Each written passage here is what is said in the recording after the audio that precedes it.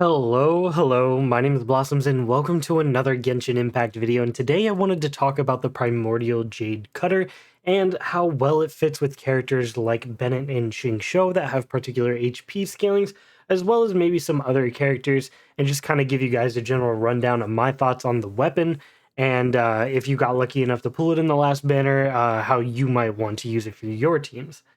Anyway, as just to go ahead and get out of the way, this weapon is pretty darn nuts. It's very strong. You notice here, it's got a relatively low base attack for a 5-star at level 70. I kept it here at level 70 because my other 5-stars at level 70 and has a base attack of 488, which is definitely a bit bigger.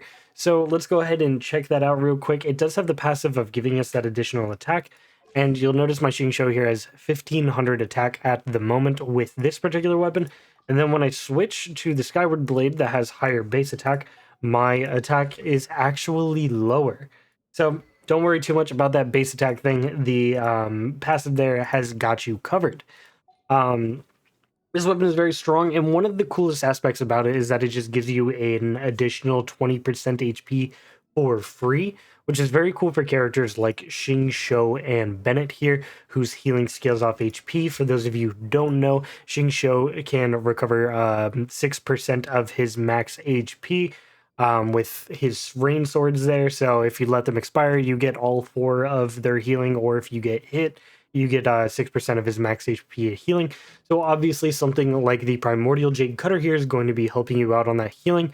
And then Bennet here, same thing with Fantastic Voyage. It does scale off of his max HP for the continuous regeneration, so it does improve their healing. However, I will say the amount that it actually improves your healing isn't that substantial. It's definitely there, but it's nothing in like the thousands or anything. In my testing here for Xingqiu and Bennet, it only increased their individual healing by around 800 or so for both of them, actually. So Xingqiu received about like 600, 700 increase in his total healing there.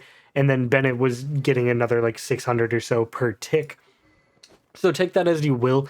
I won't say the HP aspect to this is necessarily the greatest part about it, especially if you only have it at refinement rank 1, which is what most of us are going to have, because as you refine it, you do get some more HP and more attack, which just makes it absolutely broken.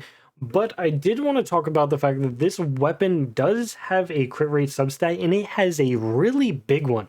You notice I'm only at level 70 here, and it's already giving me a 36.3% crit rate substat, which is really huge. A lot of weapons only tend to give you in the 30 range, but this is definitely going to be popping into the 40% range, and I believe the cap is like 44, 46% or something like that, which is absolutely ridiculous. So that is huge on the crit rate, and then the fact that you're actually getting more attack than you would with something with a higher base attack is really valuable as well, and that's why I've actually opted to move my Xingqiu from a refinement rank 3 sack sword over to a Primordial Jade Cutter, because he just deals that much damage, and I would rather focus on doing something like an energy percent sands here, and then some energy recharged substats as well to accentuate my loss of the sacrificial sword.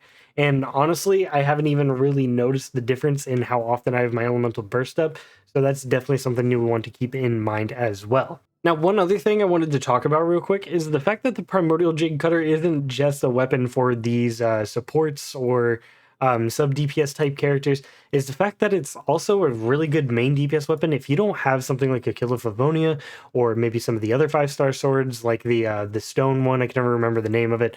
This is a really good DPS option, especially on somebody like Keqing.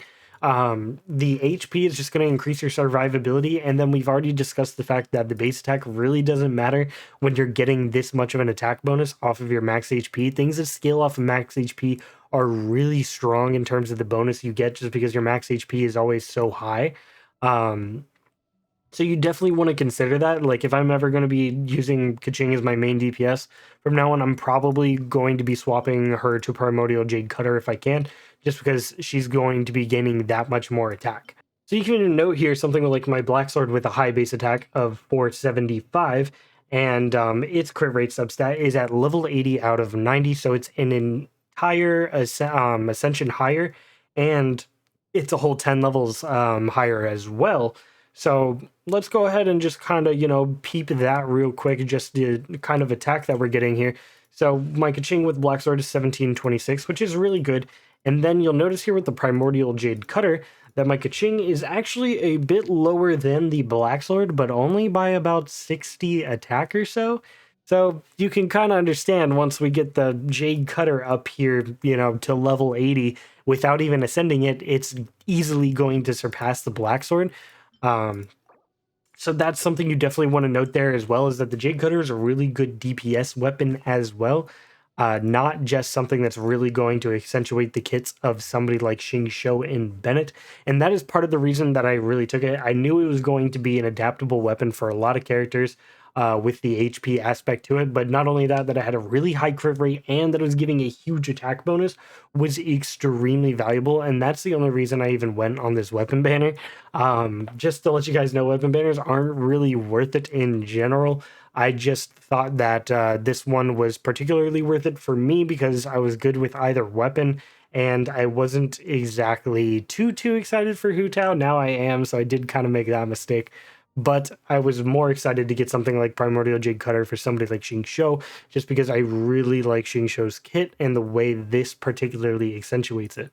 So yeah, a little bit of a quick video from me today. I just kind of wanted to show you guys the differences of having the Primordial Jade Cutter and not having it, and just how it's very good and you deal significantly more damage and you do a little bit more healing for characters like Bennet or Xingqiu.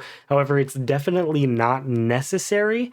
It's just more of a kind of a win more thing. So if you got something like a Sack Sword for your Bennet or Xingqiu, then don't worry, you're doing a-okay. But if you have something like Primordial Jade Cutter, then you're just going to be doing that much better. And that's really why I went for it. And I really love the weapon and how it's been, helping out my Xingqiu significantly. Anyway, as I said, that's pretty much going to be it for the video. I hope you guys enjoyed. Let me know what you guys think about the Primordial Jade Cutter in the comments below, as I always love to hear your guys' feedback. So I hope you guys have a fantastic rest of your day. My name's Blossoms, and I'll catch you guys in the next one. Peace.